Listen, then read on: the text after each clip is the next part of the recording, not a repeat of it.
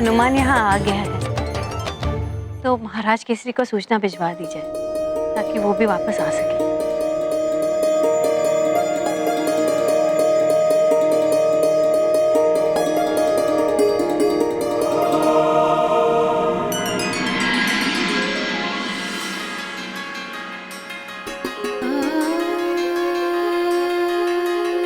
ये पुष्प बहुत सुंदर है पुत्र,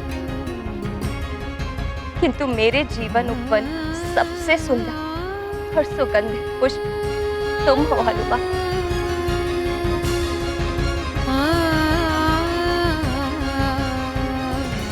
माँ, मैं आपके लिए और एक विशेष उपहार लाया हूँ जिससे आप प्रसन्न हो जाएंगी।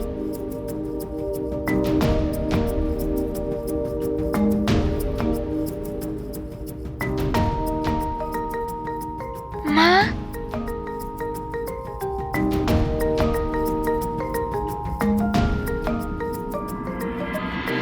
माँ, ये मेरे प्रभु श्री राम के चरण चिन्ह हैं।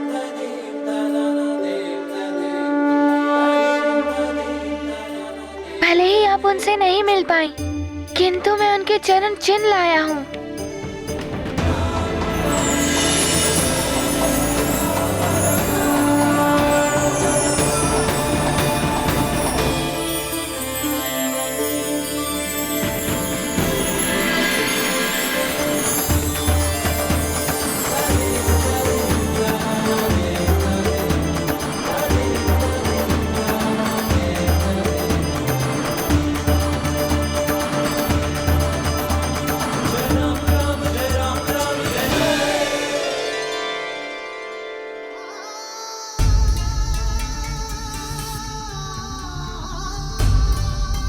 हनुमान, ये क्या कर रहे हो? प्रभु, मैं आपके चरण चिन्ह ले रहा हूँ। आप इस पटिका पर खड़े हो जाइए और फिर आपके प्रतीक रूप में सदा मेरे पास रहेंगे।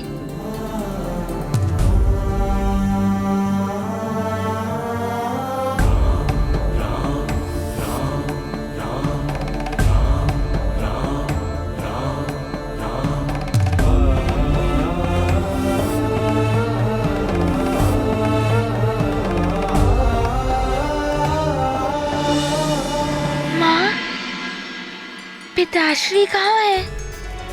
दिखाई नहीं दे रहे। तुम्हारे पिताश्री ऋषियों से मिलने पंपापुर गए। मैंने उनको सूचना भेज दी है, शीघ्र ही आ जाएंगे।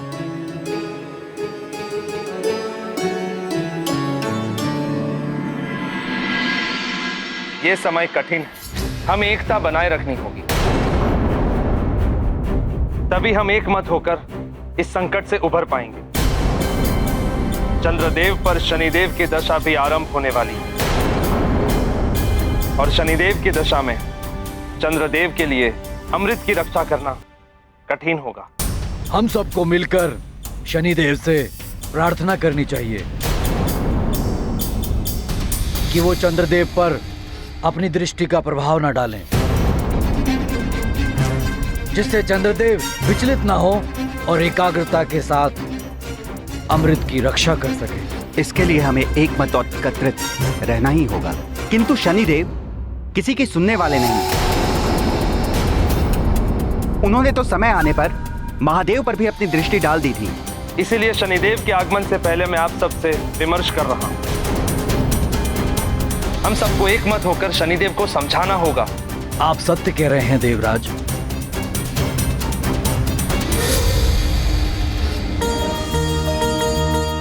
वैद्यराज जी, वैद्यरानी जी, आपका बहुत आभार है हम पर,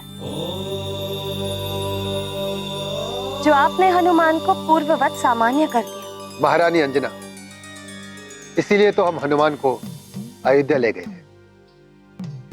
हनुमान को पूर्ववत करके आपने हम पर ही नहीं, समस्त सुमेरु पर बहुत बड़ा उपकार किया है। अब आप हमें अतिथि सत्कार का अवसर प्रदान कीजिए।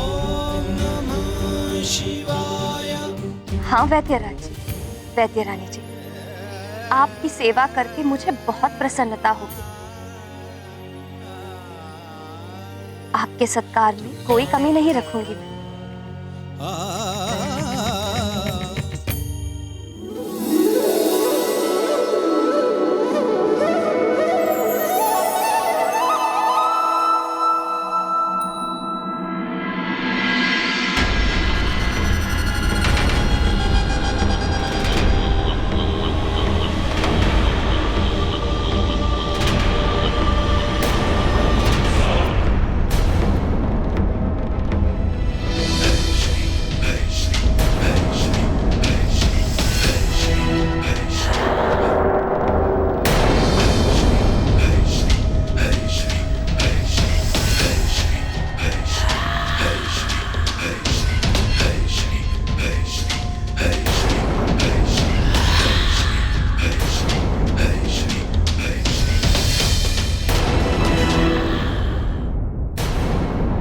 कहिए देवराज, आपने ये सभा क्यों बुलाई है?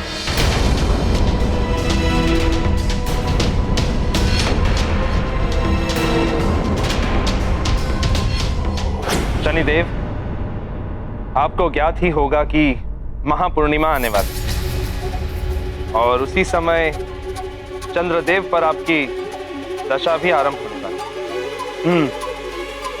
ये तो मुझे भी ज्ञात। सत्य, आप तो त्रिकालदर्शी हैं। पुत्र, आप तो न्याय के देवता हैं। शनिदेव तो सर्वश्रेष्ठ हैं। आप सब क्या चाहते हैं हमसे? शनिदेव, हम सब आपसे विनती करते हैं कि आप अपनी दृष्टि चंद्रदेव पर ना डालें, जिससे वो अपने पद से विचलित ना हो और अमृत की रक्षा भी हो सके। क्योंकि महापूर्णिमा की रात अमृत में उफान आने वाला है और अमृत की रक्षा का दायित्व चंद्रदेव के पास है। हाँ शनिदेव, इस संकट के समय हमें आपके सहयोग की अपेक्षा है। उचित है।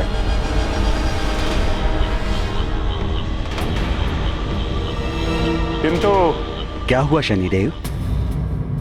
आपके मन में कुछ है तो कहिए।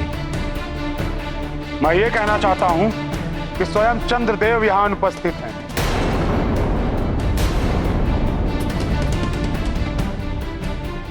जबकि सभी देवतागण यहां उपस्थित हो चुके हैं, किंतु चंद्रदेव का इस प्रकार विलंब करना अनुचित ही नहीं, अव्यवहारिक भी है। क्या इसी प्रकार करेंगे वो अमृत की सुरक्षा? कदाचित उन्हें अपने दायित्व की गंभीरता का ज्ञान नहीं है। दायित्वों की गंभीरता से मैं भली भांति परिचित हूं शनिदेव।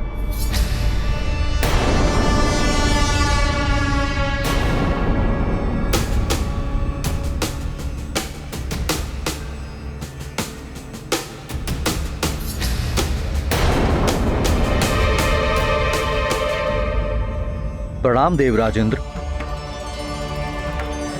प्रणाम देवगणों।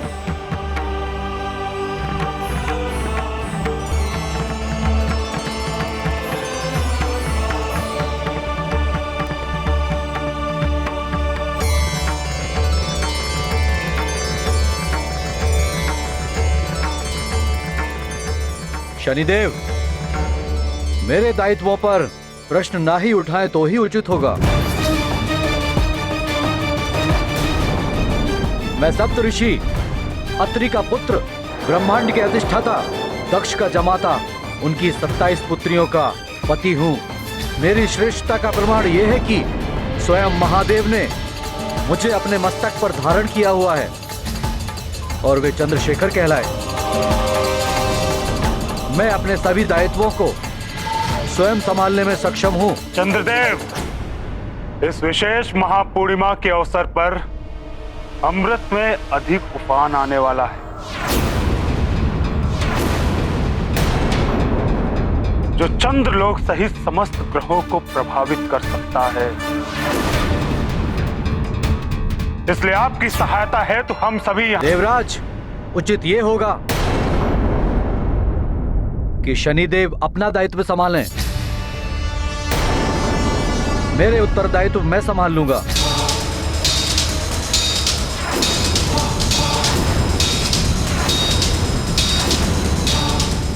जिससे स्वयं की चिंता ना हो, उसके लिए चिंतित होना व्यर्थ है।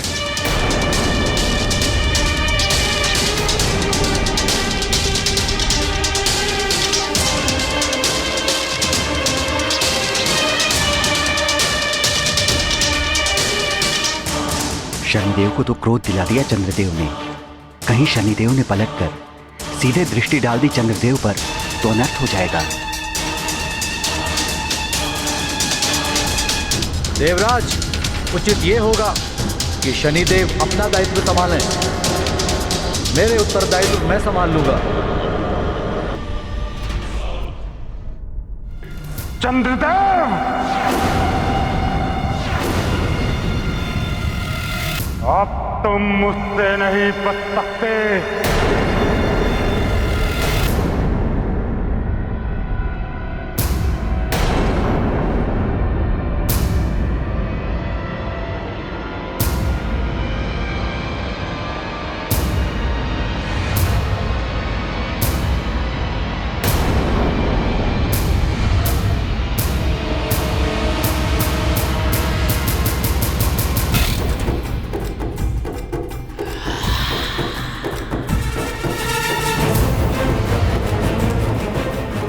मेरी दृष्टि के प्रभाव से कोई नहीं बचा सकता है चंद्रदेव को। जिस चीज का भय था वही हो रहा है।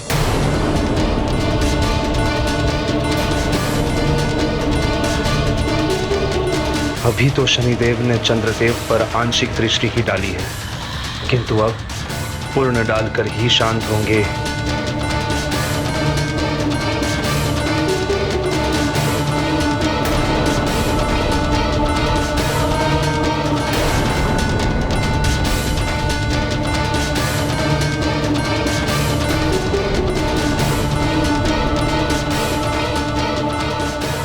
सूर्यपुत्र शनि के क्रोध से तो सभी परिचित हैं। न जाने चंद्रदेव की मति कैसे भ्रमित हो गई।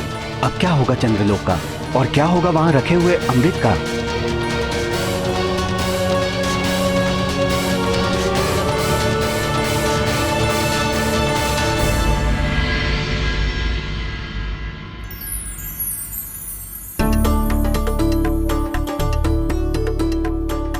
हनुमान, तुम्हारे लिए लड्डू।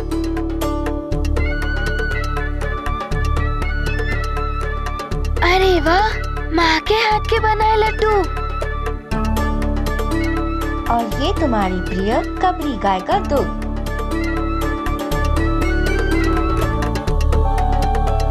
आराम कीजिए, मैंने स्वयं अपने हाथों से भोजन बनाया है।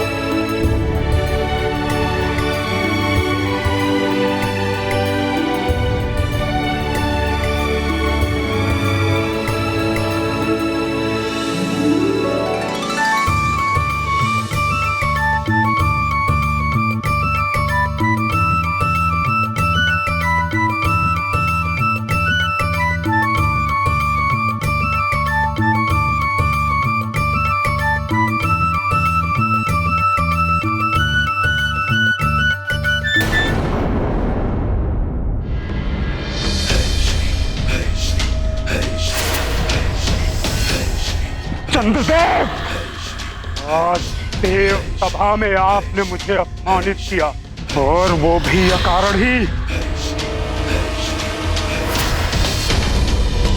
मेरे दायित्वों पर प्रश्न ना ही उठाए तो ही उचित होगा। मैं सप्तऋषि अत्रि का पुत्र, ब्रह्मांड के अधिष्ठाता, दक्ष का जमाता, उनकी 27 पुत्रियों का पति हूँ। मेरी श्रेष्ठता का प्रमाण यह है कि स्वयं महादेव ने मुझे अपने मस्तक पर धारण किया हुआ है, और वे चंद्रशेखर कहलाए। मैं अपने सभी दायित्वों को स्वयं संभालने में सक्षम हूँ। देवराज, उचित ये होगा कि शनिदेव अपना दायित्व संभालें। मेरे उत्तरदायित्व मैं संभाल लूंगा। प्रकाश नेत्रों को उचित मार्ग दिखाता है, किंतु तीव्र प्रकाश नेत्रों को अंधा भी कर देता है। प्रभुत्व के प्रकाश में अंधे हुए चंद्रदेव, मुझे अपमानित करने से पूर्व कदाचित आप भूल गए कि मैं शनिदेव हूं। शनिदेव, जिसकी टेढ़ी दृष्टि से ये तीनों लोग थर-थर कांपते हैं। अब मेरे कोप से आपकी रक्षा कोई नहीं कर सकता, कोई नहीं।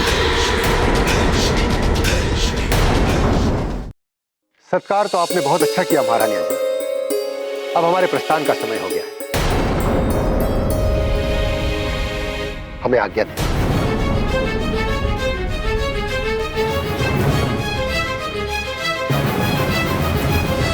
वैद्यराज जी, आप मेरे हनुमान को यहाँ लेकर आए, हमसे मिलवाए, मेरे शोक संतप्त हृदय को सुख पहुंचाए। आपका बहुत बहुत आभार।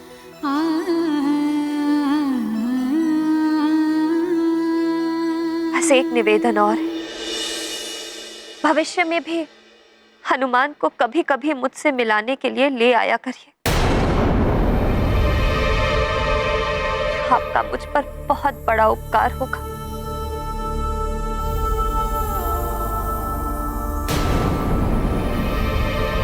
माँ, ये आप क्या कह रही हैं?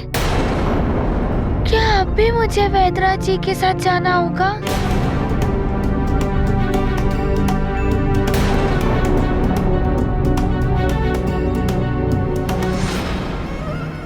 पुत्र हनुमान, मैंने तुम्हारा दान किया है वैद्यराज जी को, और अब जीवन भर मुझे इसका पालन करना होगा। इसीलिए तुम्हें वैद्यराज जी के साथ सुमेरु से जाना होगा।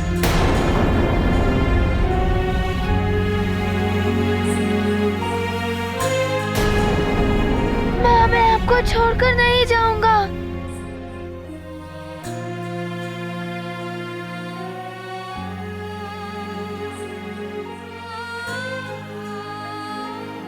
ऐसा नहीं कहते पुत्र,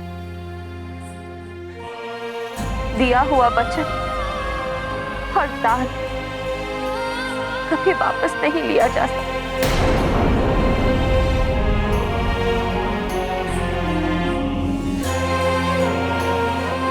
और मैं नहीं चाहती कि ऐसा करने से तुम्हें कोई हानि पहुंचे। माँ, आप अपने पुत्र को अपने से दूर क्यों करना चाहती हैं? हनुमान, तुम पर अब वैद्यराज जी का अधिकार है, मेरा नहीं।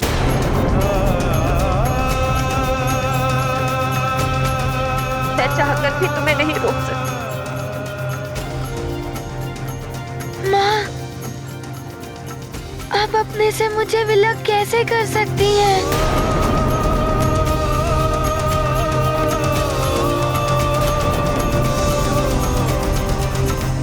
वैद्यराज जी, इससे पहले कि मेरा साहस टूट जाए, मेरा ममत्व दुर्बल पड़ जाए, आप ले जाइए हनुमान को यहाँ से।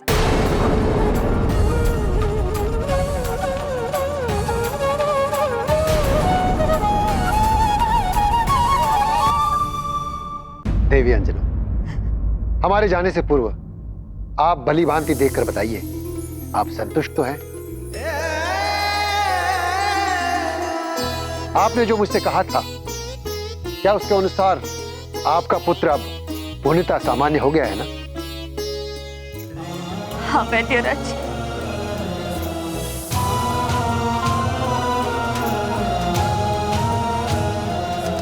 और इसके लिए आपका बहुत बहुत धन्यवाद। किंतु माता पिता को उसकी संतान की भलाई के लिए उससे दूर भी रहना पड़ता। मैं यही सोचकर प्रसन्न हो लूं कि मेरा पुत्र जहां भी है कुशलता से।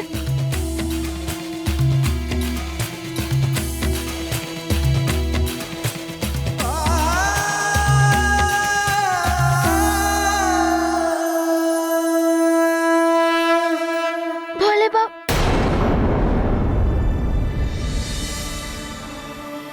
एक भोले भाले पुत्र को अपनी माँ से दूर किया जाए तो माँ दुखी होंगी ना?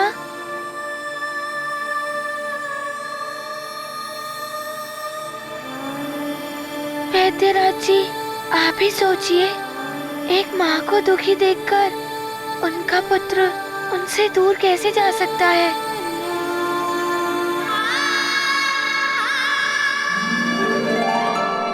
देवी अंजना, समय हमारे जाने का हुआ है, हनुमान के जाने का नहीं।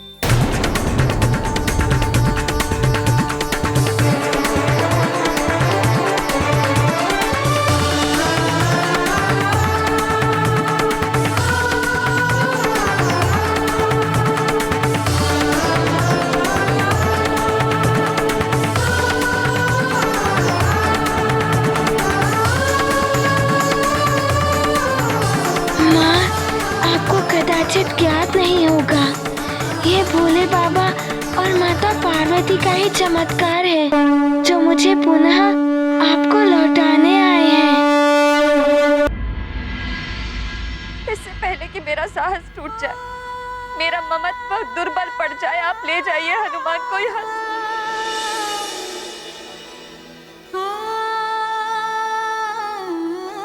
देवी अंजना,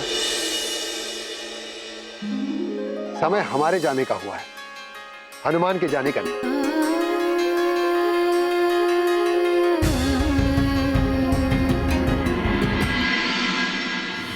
अब हनुमान अपनी मां के साथ रहेगा, अपने परिवार के साथ। मैं वैद्यराज पूर्ण प्रसन्नता के साथ स्वेच्छा से आज हनुमान का प्रतिदान हनुमान के परिवार को कर रहा हूं।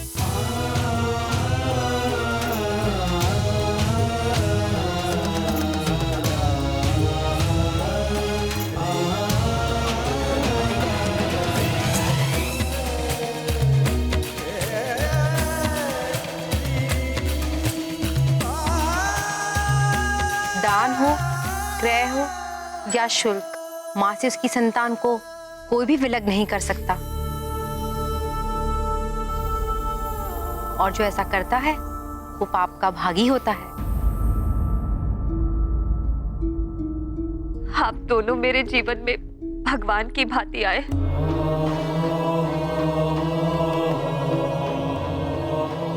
मेरे हनुमान की मनोदशा भी ठीक कर दी। हम सदैव आपके ऋणी रहेंगे। आपको शत शत नमन। आप दोनों को शत शत नमन। पुत्र, अपनी माता का ध्यान रखना, अपने कर्तव्य निभाना। किंतु हमें मत भूल जाना।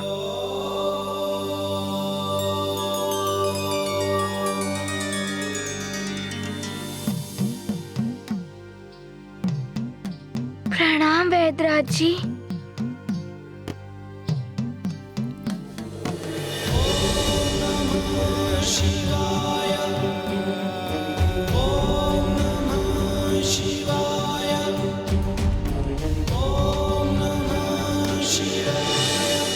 आप दोनों को भूल जाना तो स्वयं को भूल जाने के समान है।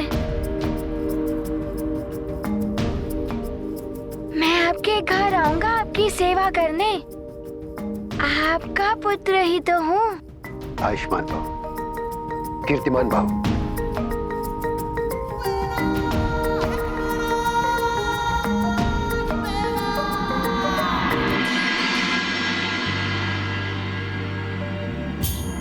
चलिए भी।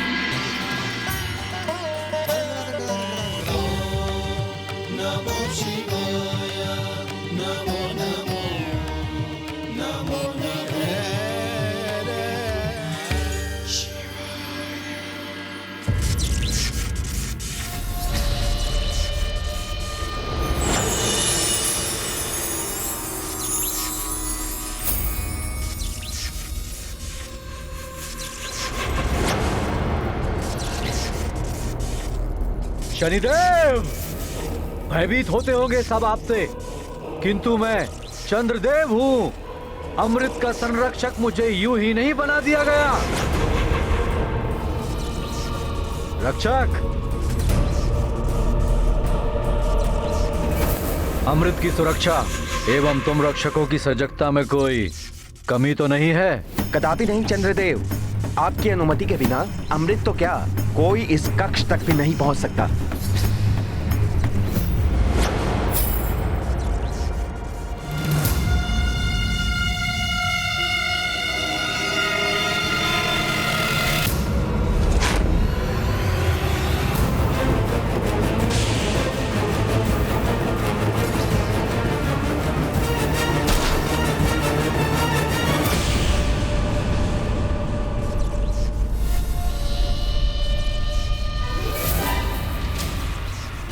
और यदि भूल से कोई प्रविष्ट हो भी जाए तो उसकी भी यही दशा होगी। और यही नहीं, अमृत कलश के चारों ओर प्रवाहित हो रही महाविनाशक विद्युत तरंगें वज्र को भी खंडित कर सकती है। काल के वशीभूत होकर ही कोई यहां पर आने की मूर्खता कर सकता है। शनिदेव, अमृत पूर्णतया सुरक्षित है मेरे संरक्षण में।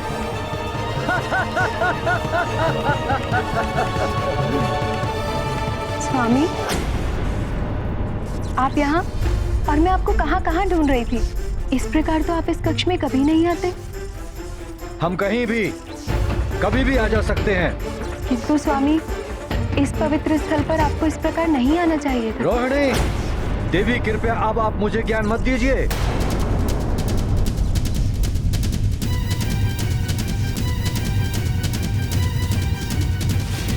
रुकिए स्वामी।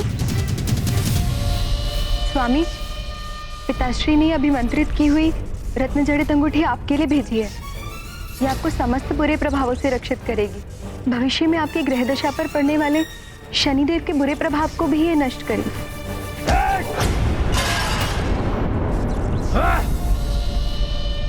उस शनिदेव का नाम मत लीजिए मेरे समक्ष। उस शनिदेव की छाया मुझे स्पर्श भी नहीं कर सकती। तो क्या हित करेगा सूर्यपुत्र शनिदेव मेरा?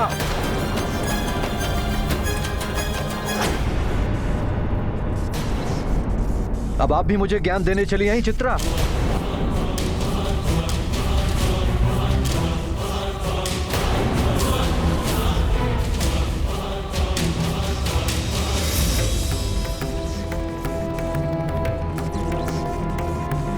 देखा चित्रा, पिताश्री ने सत्य ही कहा था।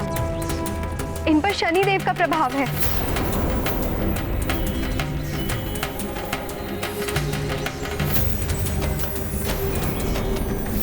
ये अच्छा नहीं हुआ रोहिणी। रोहिणी, अभी तो चंद्रदेव पर शनिदेव का सिर्फ आंशिक प्रभाव पड़ा है। जब पूर्ण शनि दशा पड़ेगी तो स्थिति और भी विकट हो सकती है। चंद्रदेव जैसे सौम्य एवं शांति प्रिय देवता का इस प्रकार रावण की ही भांति असुरीय व्यवहार करना तो अनुचित है। उन्होंने अपने ससुर महाराज दक्ष द्वारा भेजी गई अंगूठी का भी अपमान कर दिया। शनिदेव के प्रभाव से चंद्रदेव का समय प्रतिकूल हो गया था। ऐसा समय हर मनुष्य के जीवन में आता है। ऐसे प्रतिकूल समय में मनुष्य को विचलित हुए बिना अपने मन मस्तिष्क को शांत रखकर समस्या का समाधान ढूंढना चाहिए।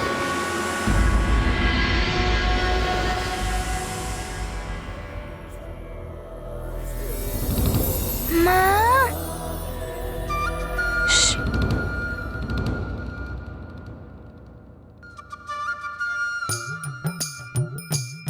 हनुमान, भूख लगी है? हाँ, भूख तो लगी है। पूजा समाप्त होने दीजिए, तब तक मैं प्रतीक्षा कर लूंगा। किंतु नानी, आप ये तो बताइए, माँ ये कौन सी पूजा कर रही हैं? तुम्हारी सुरक्षा, समृद्धि और सुख के लिए चंद्रदर्शन व्रत का संकल्प कर रही हैं।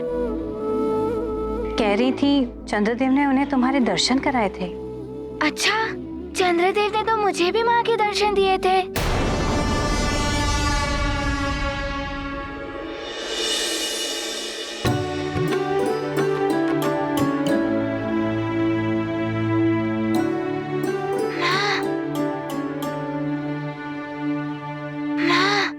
चंद्रदेव ने आपके मुझे भी दर्शन करवाए थे,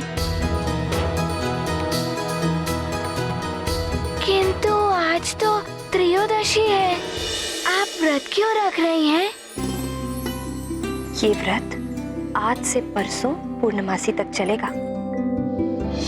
ये विशेष महापूर्णिमा की रात्रि 108 वर्षों पश्चात आ रही है। ऐसा माना जाता है कि महापूर्णिमा पर चंद्रदेव सारे जगत पर अमृत की वर्षा करते हैं, किंतु इस पूर्णमासी पर ग्रह योग के अनुसार चंद्रदेव पर शनिदेव की दशा आरंभ हो रही है। इस व्रत से तुम्हारी सुख और समृद्धि तो होगी ही, चंद्रदेव को भी पुष्टि प्रदान होगी। महारानी जी, अब आप अपनी अंजलि आगे कीजिए।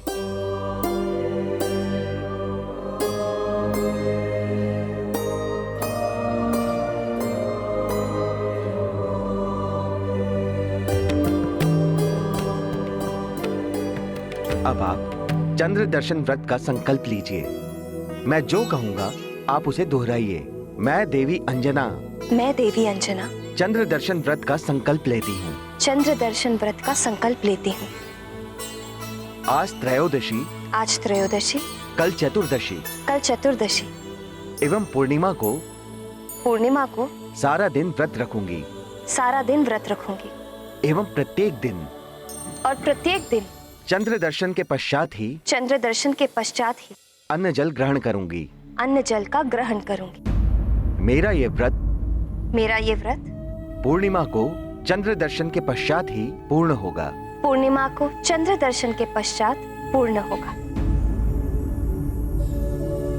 ओम चम चंद्राय नमः। सामग्री यहाँ डाल दीजिए।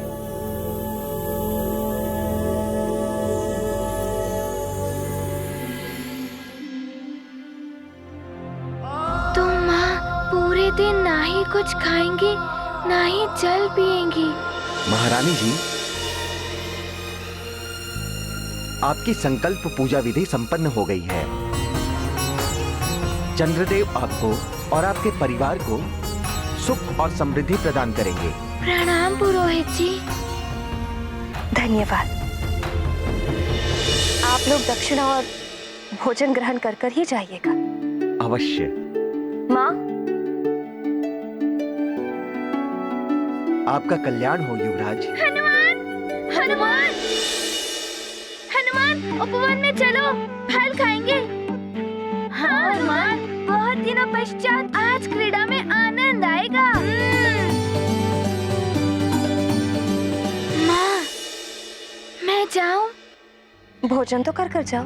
आप तो मेरी भलाई के लिए सारा दिन व्रत रखेंगी, मैं कैसे कुछ खा पाऊंगा? माँ, मुझे भूख नहीं है, मैं जाऊं? ठीक है, जाओ, किंतु दूर मत जाना। अच्छा माँ। शीघ्र आ जाना पुत्र। हनुमान, अरे ये कहाँ चला गया? अभी तो कह रहा था कि भूख लगी है। बच्चे हैं माँ, क्रीड़ा के समय भूख प्यास सब भूल जाते हैं।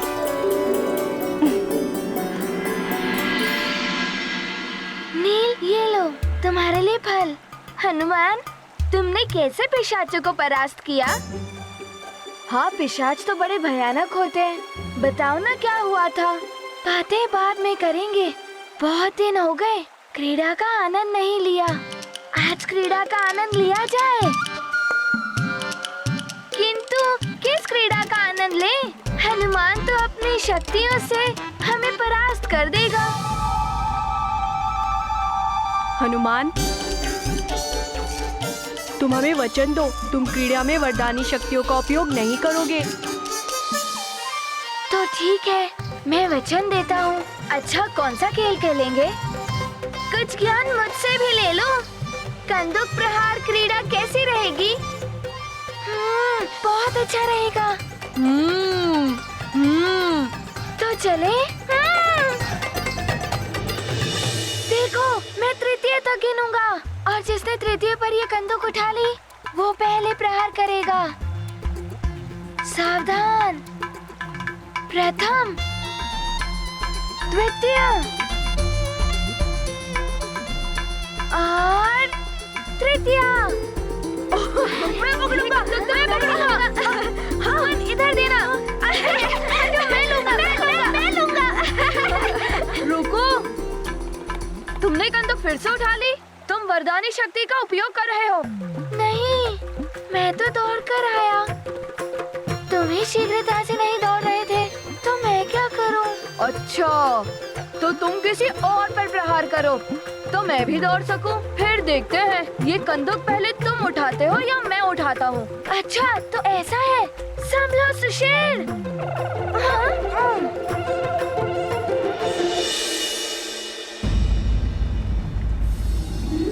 प्रणाम महाराज। पिताश्री। हनुमान पिताश्री। पुत्र। पिताश्री। पिताश्री। पुत्र हनुमान।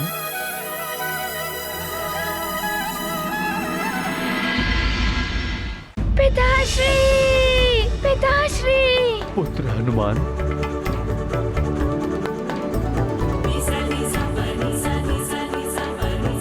पुत्र हनुमान। पिताश्री।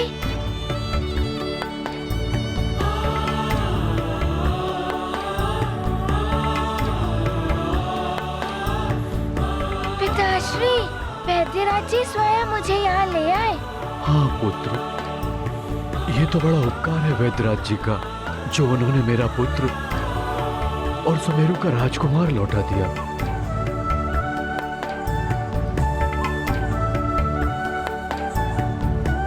प्रणाम मंत्री जी। आप सबको भी प्रणाम। प्रणाम युवराज। प्रणाम माँ। प्रणाम महारानी जी। अंजना, क्या तुम्हें ज्ञात नहीं? ज्योतिष आचार्य जी ने गणना करते ही बता दिया था कि आपको आपका पुत्र राजभवन में ही मिलेगा। अतः मैं सीधा राजभवन चला आया। तब तो बड़े विद्वान होंगे ज्योतिष आचार्य जी। हाँ पुत्र। मंत्री जी। जी। युवराज हनुमान के आने पर भव्य उत्सव का आयोजन किया जाए। सभी गणमान्य नगरवासियों को आमंत्रित किया जाए। जो आज्ञा महाराज। पुत्र हनुमान, तुम ही बताओ किस प्रकार का उत्सव चाहते हो तुम? मित्र हनुमान, उत्सव महल के प्रांगण में हो, ढोल मंजीरे बजे। हाँ, सब विभिन्न रंगों के वस्त्र आभूषण धारण कर आए, अबीर गुलाल उड़े। थोड़ा ज्ञान मुझसे भी ले लो हनुमान। वहाँ बहुत सारा मिष्ठान हो, विभिन्न पकवान हो।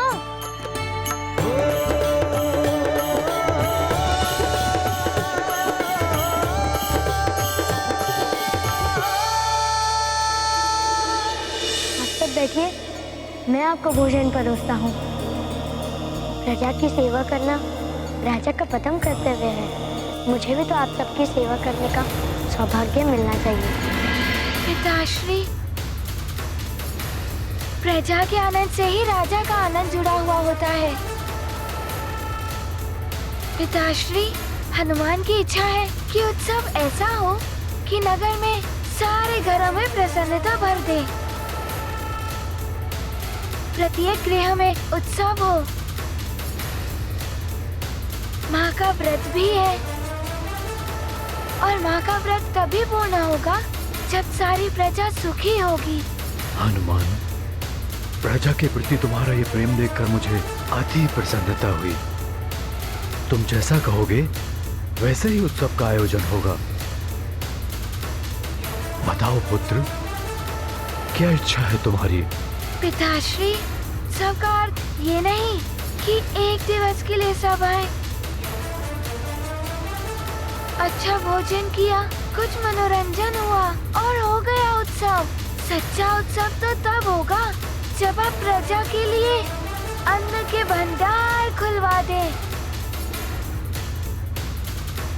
उन्हें वस्त्र आभूषण आदि वितरित करें। पिताश्री, प्रजा की प्रसन्नता ही सबसे बड़ा उत्सव होगा। पुत्र, मैं एक नया हनुमान देख रही हूँ।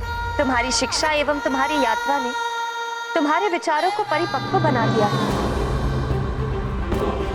मुझे गर्व है तुम पर। तुम सत्य कह रही हो अंजना।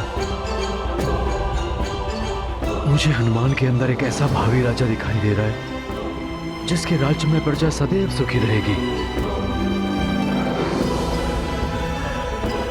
मंत्री जी, सभी प्रजाजनों के लिए अन्न के भंडारे खोल दिए जाएं, वस्त्र आभूषण बंटवाए जाएं और जिनके पास रहने के लिए घर नहीं है उनके घर की व्यवस्था की जाए। जो आज्ञा महाराज।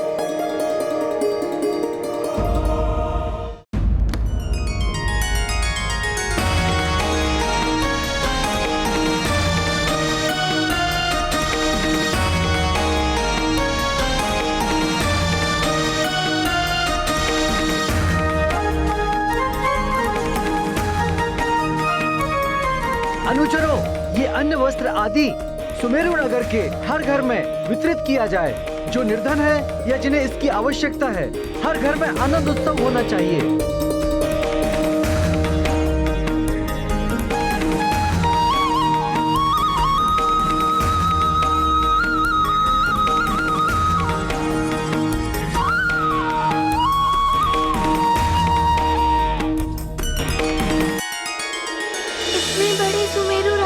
सबको अन्न वस्त्र पहुंचाने में तो बहुत समय लग जाएगा। मंत्री जी, मैं भी इस कार्य में सहायता करूंगा। आप युवराज?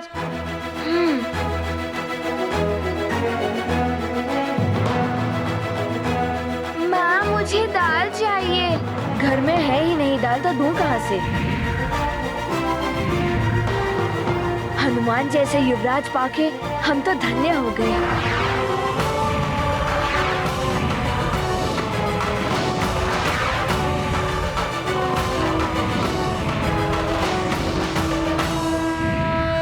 मारुति करते सबकी सहाय, मन में भरे महाकरुणाय।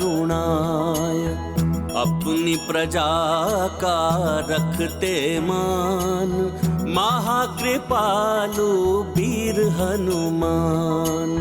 सबको मिले द्रव्य और धन, हर्षित रहे सकल प्रजाजन।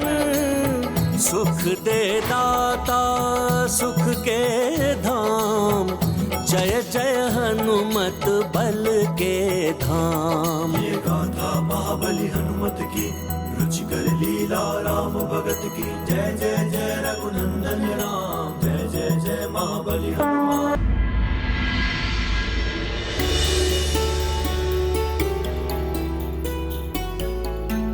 माँ, मैंने अपने हाथों से सबको बहुत सारी वस्तुएं बांटी, तो सब बहुत प्रसन्न थे। मुझे भी बहुत आनंद आया। पुत्र हनुमान, जो औरों को अपना सुख, वस्तुएं और भोजन बांटकर आनंदित होता है, जो औरों को सुख देकर प्रसन्न होता है, उसे ही जीवन का सच्चा सुख मिलता है।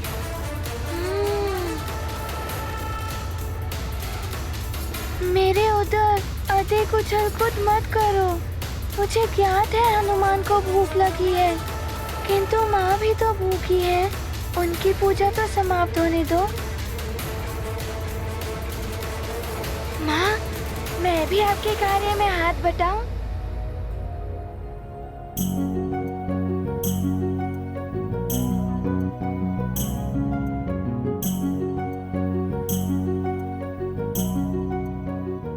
माँ, वो आपको आपका व्रत कब पूरा होगा? बस चंद्रदेव के दर्शन हो जाए और व्रत पूर्ण। माँ, मैं अभी देखकर आता हूँ चंद्रदेव उदित हुए या नहीं।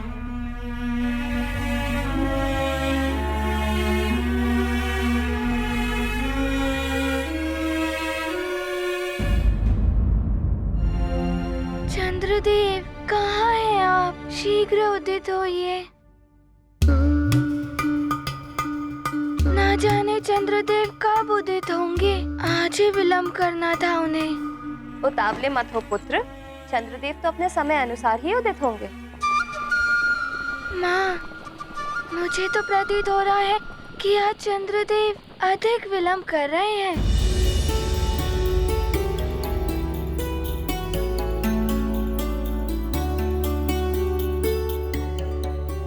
अच्छा, हाथ मुंह धो लो और थोड़ा भोजन कर लो। नहीं माँ, मुझे भी पूजा देखनी है और मैं स्वयं अपने हाथों से आपको जल पिलाऊंगा और लड्डू भी खिलाऊंगा, फिर मैं खाऊंगा।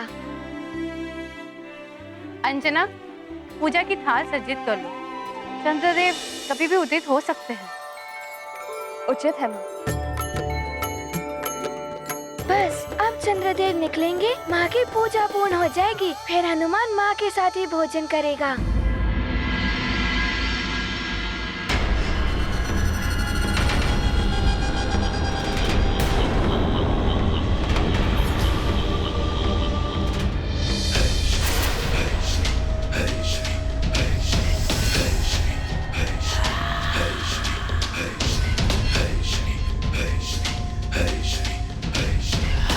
चंद्रदेव, बहुत अभिमान है आपको अपने प्रजापति दक्ष के जामाता होने पर।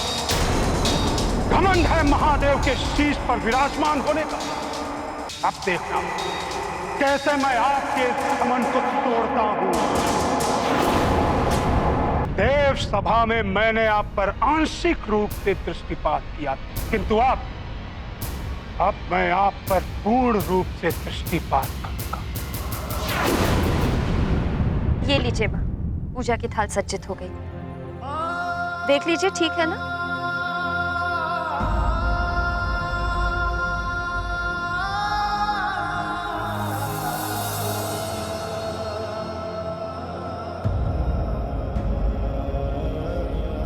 चंद्रदेव तो अभी तक नहीं दिखाई दे रहे हैं।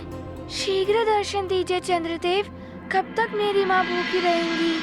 चंद्रदेव, आज आपको ज्ञात हो जाएगा कि शनि की दृष्टि क्या होती है और दुर्दशा क्या होती है। सावधान चंद्रदेव, मैं आ रहा हूँ, आ रहा हूँ, आ रहा हूँ।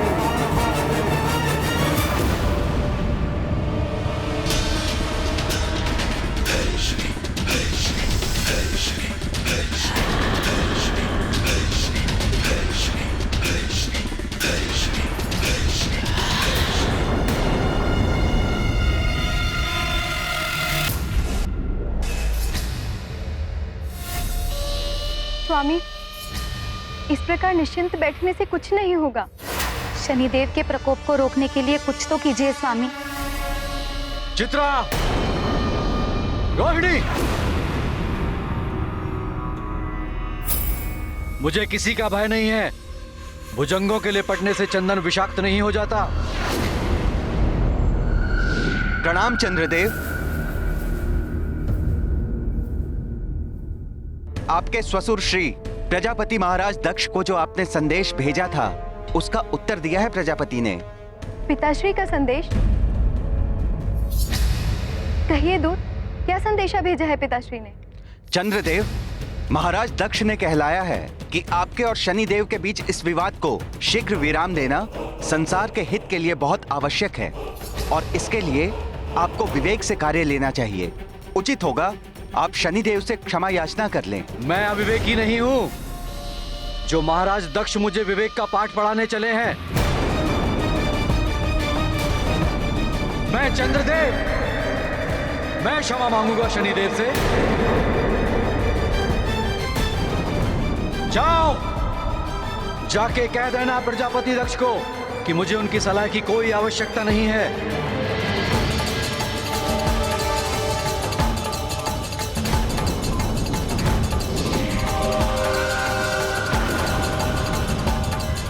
स्वामी, शांति को धारण कीजिए। आपकी शीतलता ही संसार की समस्त औषधियों की ऊर्जा है। आप अपने मन को शीतल रखिए स्वामी। हाँ देव, महापूर्णिमा के दिन अमृत के उफान को नियंत्रित करने के लिए आपकी यही शीतलता आवश्यक है। अंजना, चंद्रदेव की शीतलता में वृद्धि करने के लिए पूजन करते समय रजत कलश से चंद्रदेव को रजत अर्घ से अर्घ देना चाहिए।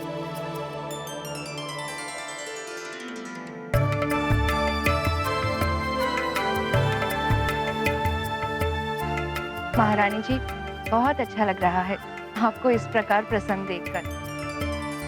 हनुमान के आने से आप ही नहीं बल्कि सारा राजभवन ही खिल उठा है।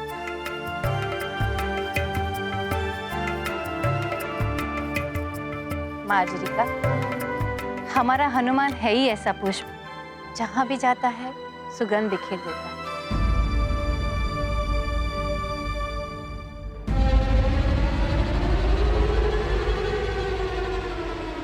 माँ, चंद्रदेव ने तो अभी तक दर्शन नहीं दिए, ना जाने कब उदित होंगे।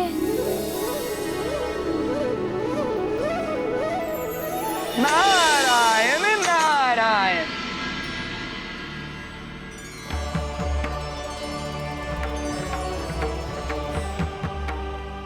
प्रणाम देवर्षि। प्रणाम देवर्षि। प्रणाम देवर्षि। महारानी अंजना, प्रतीत होता है कोई विशेष पूजा करने वाली हैं आप। महापूर्णिमा आ रही है ना देवर्षि। 3 दिनों का चंद्र दर्शन व्रत रखा है हनुमान के लिए, उसकी कुशलता के लिए। महापूर्णिमा की रात्रि को चंद्र दर्शन के साथ ये व्रत संपूर्ण हो जाएगा। नारायण नारायण, ये आपने बहुत अच्छा किया देवी अंजना। इस बार की महापूर्णिमा विशेष पूर्णिमा है जो 108 वर्ष के पश्चात पड़ रही है। ये व्रत जो करेगा उसे उत्तम फल प्राप्त होगा। परंतु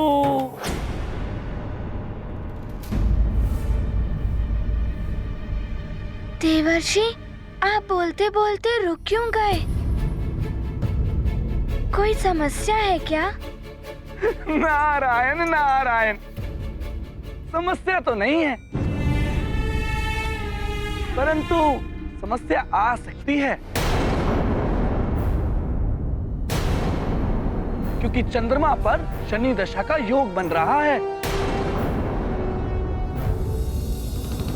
शनि देव की दृष्टि से ग्रसित होने वाले हैं चंद्रदेव। स्वामी, शनिदेव की दृष्टि के प्रकोप को कम करने के लिए ही पिताश्री चिंतित हैं। इसीलिए उन्होंने आपको ऐसा सुझाव दिया होगा। क्या उन्हें ये शोभा देता है रोहिणी कि उनका जमाता किसी से क्षमा मांगे? रोहिणी, मेरा कोई कुछ अहित नहीं कर सकता। शनि दशा बड़ी दुखदाई होती है स्वामी। बड़े बड़े देवता भी शनि दशा से पीड़ित हुए हैं। कितने ही राजा रंक बन गए शनिदेव की वक्र दृष्टि के प्रभाव से।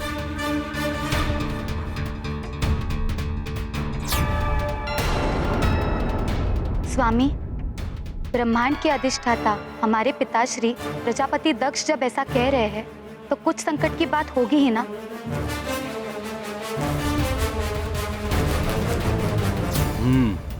यदि ऐसा है तो पहले मुझे अपनी दिव्य दृष्टि से देखना होगा कि शनिदेव हैं कहां और क्या कर रहे हैं वे।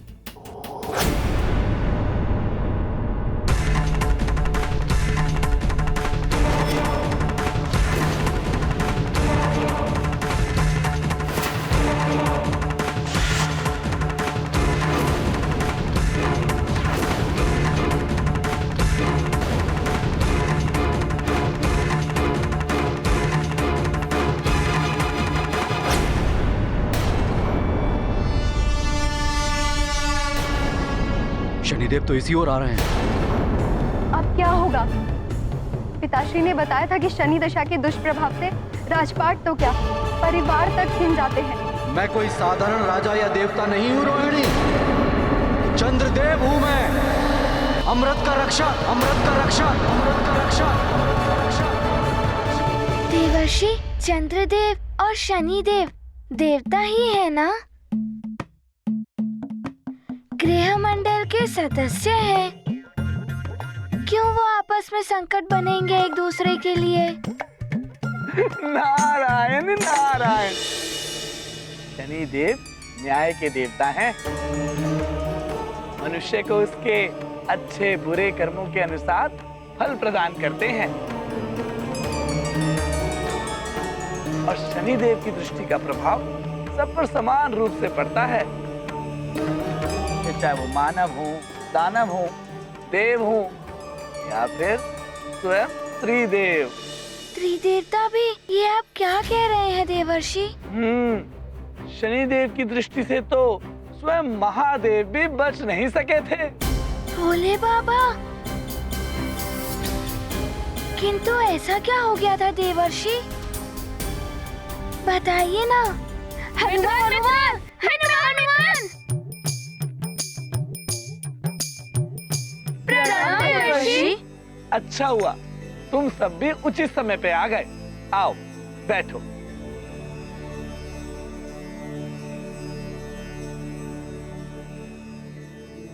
मित्रों, देवर्षि भोले बाबा और शनि देव की रोचक कथा सुनाने वाले हैं। अरे वाह, हम भी सुन लेंगे। सुनाइए देवर्षि। नारायण नारायण। अरे सुनाता हूँ। ठहरे रहो और ध्यान से सुनो। ये बहुत समय पूर्व की बात है। एक बार मुझे स्वयं शनिदेव ने बताया था कि उनकी शनि दशा देवादिदेव महादेव पर पड़ने वाली है, जो 6 प्रहर तक रहेगी और अगले दिन नियत समय पर आरंभ होने वाली है। मैं तो भयभीत हो उठा कि महादेव पर शनि दशा का प्रभाव पड़ गया तो बड़ा अनर्थ हो जाएगा। मैं भागा भागा महादेव के पास जा पहुंचा।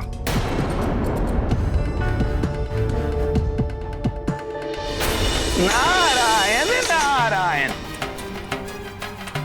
प्रणाम महादेव। प्रणाम देवी महेश्वरी।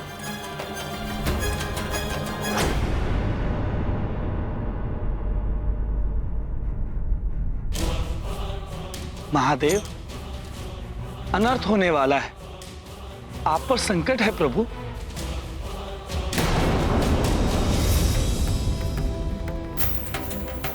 स्वामी पर संकट? ये क्या कह रहे हो देव ऋषि? सत्य कह रहा हूं देवी। अभी अभी मुझे ज्ञात हुआ तो मैं सीधा यही चला आया। आप पर 6 प्रहर के लिए शनि देव की दृष्टि पड़ने वाली है। देव ऋषि, शनिदेव मेरे शिष्य हैं। वो अपने गुरुदेव का अनिष्ट नहीं करेंगे। आपको भ्रम हुआ। प्रभु, मुझे स्वयं शनिदेव ने बताया है ये। नियत समय पर शनि दशा अपना प्रभाव डालेगी ही आप पर।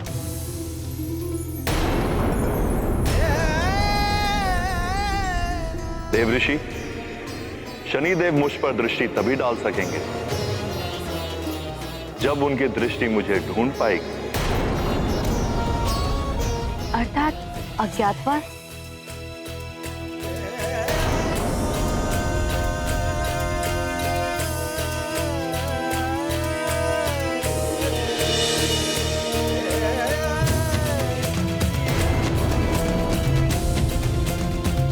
किंतु महादेव जाएंगी कहाँ? अज्ञातवास? किंतु देवर्षि, भोले बाबा अज्ञातवास के लिए कहाँ गए थे? नारायण नारायण। नियत समय से पूर्व ही बिना किसी को बताए अंतर ध्यान हो गए और फिर सीधा जा पहुंचे एक घने वन में।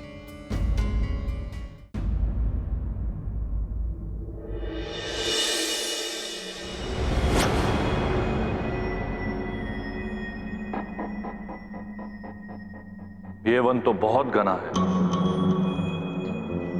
किंतु शनिदेव की दृष्टि यहां पर भी मुझ पर पड़ सकती है। मुझे कुछ और उपाय करना होगा।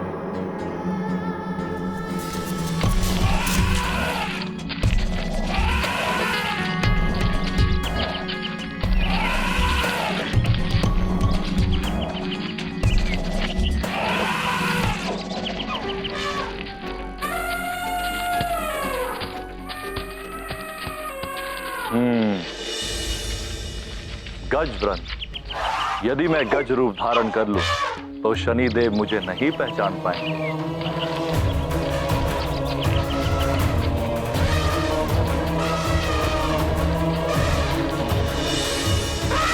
ये क्या, महादेव को गजरूप धारण करना पड़ा? तो फिर क्या हुआ देवर्षि, शीघ्र बताइए। नारायण नारायण, इधर तुम्हारे भोले बाबा ने घने वन में जाकर गज रूप धारण कर लिया, उधर शनिदेव कैलाश धाम पहुंच गए।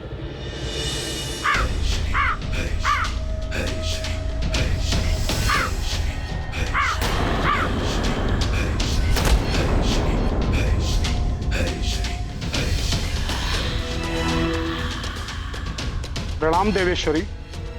प्रणाम शनिदेव, स्वागत है आपका कैलाश में। देवी, महादेव कहाँ हैं? कैलाश में कहीं दिख नहीं रहे। मुझे तो ज्ञात नहीं है उनके बारे में, वो बिना बताए ही कहीं चले गए हैं। अच्छा, कोई बात नहीं, मैं स्वयं उन्हें ढूंढ लूंगा। मुझे आज्ञा दें आप। प्रणाम।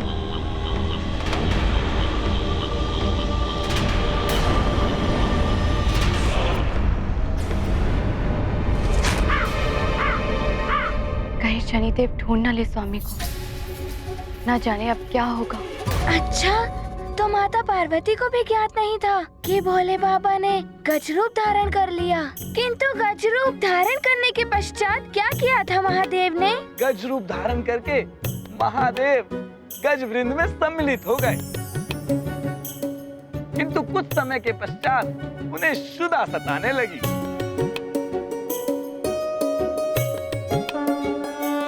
शनि प्रकोप का नहीं निदान, गज स्वरूप हुए शिव भगवान।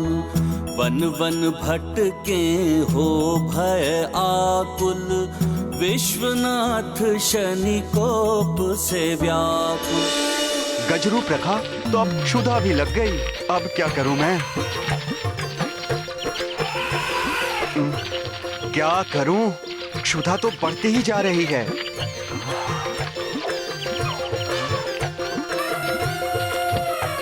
ये भी कोई वन है?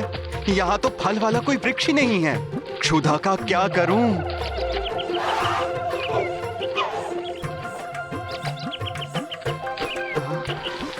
ये सभी गज तो घास खा रहे हैं।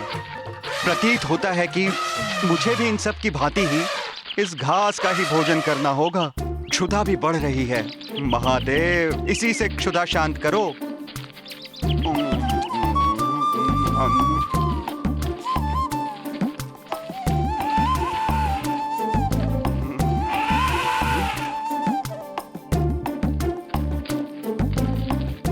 शनि देव की दृष्टि से बचने के लिए तो घास खाना भी स्वीकार है मुझे।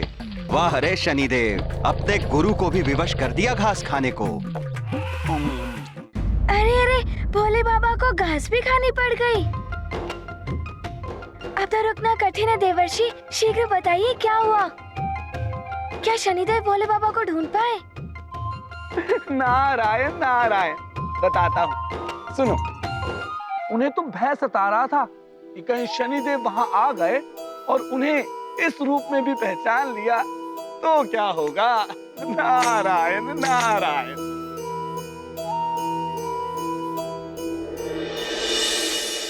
अब ये ध्वनि कैसी? ये ध्वनि तो इसी ओर आ रही है, कहीं शनिदेव तो नहीं? ये तो आखेटक हैं। ओहो, अब तो ये नया संकट खड़ा हो गया। ये आखेटक तो इसी ओर आ रहे हैं।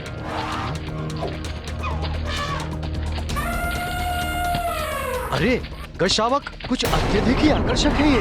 पकड़ो इस शावक को, ये भागने ना पाए। पीछा करो उसका। इनका लक्ष्य तो मैं ही हूं। अरे भागो महादेव भागो, कहीं ये तुम्हें बंदी ना बना ले। अरे तीव्र भागो, और तीव्र महादेव, और तीव्र। अरे भागो महादेव। तू कितना भी तीव्र भाग ले गजशावक, किंतु आज हम तुझे छोड़ेंगे नहीं। पकड़ो इसे। अरे ये आखेटक तो मेरे ही पीछे पड़ गए। बस फिर क्या था, महादेव आगे आगे आखेटक पीछे पीछे, महादेव आगे आखेटक पीछे, महादेव आगे आखेटक पीछे। अरे रुकिए मत देवर्षि, आगे बताइए।